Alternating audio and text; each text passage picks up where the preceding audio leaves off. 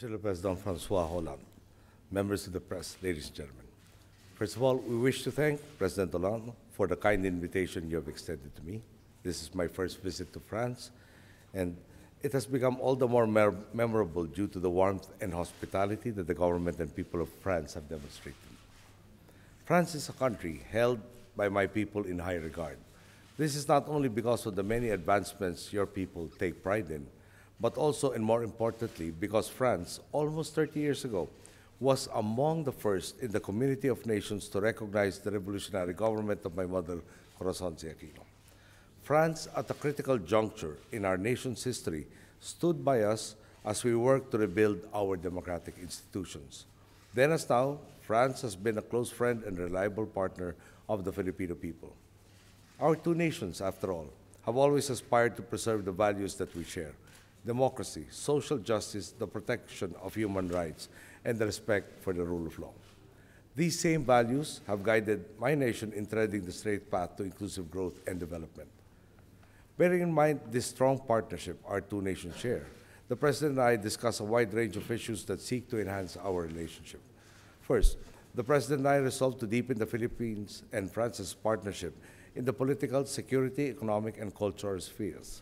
We witnessed the signing of various agreements that will facilitate meaningful dialogue and fruitful exchanges between our two countries. We have made significant strides as well towards updating our bilateral defense cooperation agreement. The Philippines is in the process of modernizing our armed forces and improving our defensive capability, and we believe that France will be a reliable partner in this regard. We also agreed to convene regular meetings between our respective foreign and trade ministries with the objective of strengthening our political and economic engagements and spurring greater trade and investment activity between our nations. We have also resolved to explore even further the opportunities in each other's markets.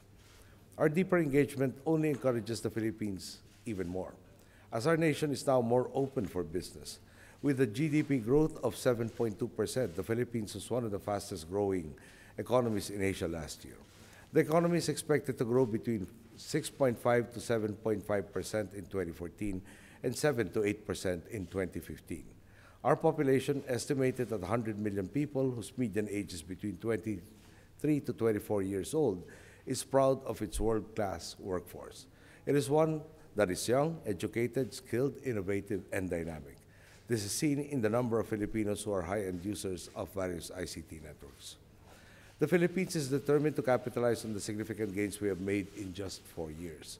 From the resurgence of our economy to the restoration of trust and confidence from businesses, as well as the empowerment of our people and workforce. We believe France can contribute even more as we tread the straight and righteous path to greater progress. For this reason, we look to France, whose companies have always been at the forefront of innovation and whose guiding principles in enterprise. The Philippines, likewise, wants to further explore new areas of economic cooperation, most notably in the fields of aerospace, infrastructure development, agriculture, information and communications technology, tourism, and services, amongst others. Meanwhile, the new air services agreement that we have just formally entered into will open more doors of opportunity for both our peoples as we strengthen tourism, trade, business activity, and our people-to-people ties. Our governments also committed to enhance cultural cooperation and to embark on more exchanges in education.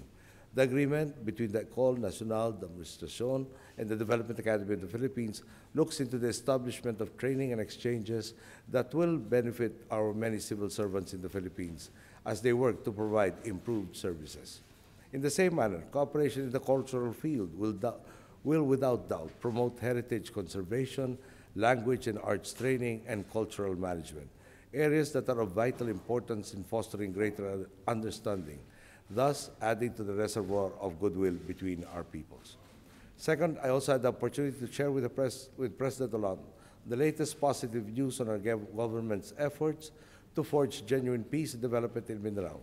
For decades, the interests and welfare of our Moro brothers and sisters in the Bangsamoro had been set aside as inequality grew in the place we call the Land of Promise. Today, we tread the straight and righteous path towards building a more inclusive and more progressive Mindanao through just and lasting peace. Third, the President and I also had a meaningful exchange of views on the developments in the Asia-Pacific region, the Middle East, and Europe. We discussed with President Hollande matters related to stability and security in Southeast Asia. We raised the Philippines' concern over the increasing tension in the South China Sea, a sea that is known in our region by many names.